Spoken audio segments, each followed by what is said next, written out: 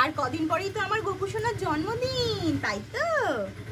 এই দেখো, আমার গোপুসোনা কিন্তু মাটির, ঠিক আছে? তাই গোপুসোনা তো এমনি ওরকম ফ্রক জামা পরতে পারে না, তাই এরকম ঘাগরা জামা কিনে ওকে পরাই।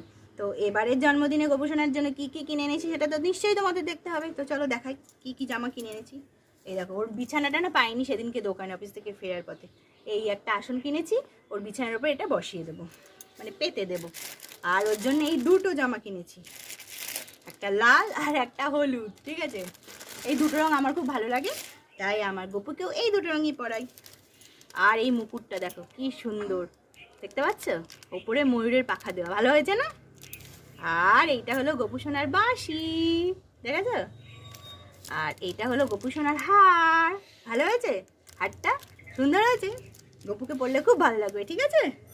তো গোপুসোনার ড্রেসগুলো তোমরা দেখে নিলে, আর ফাইনাল লুকটা দেখবে।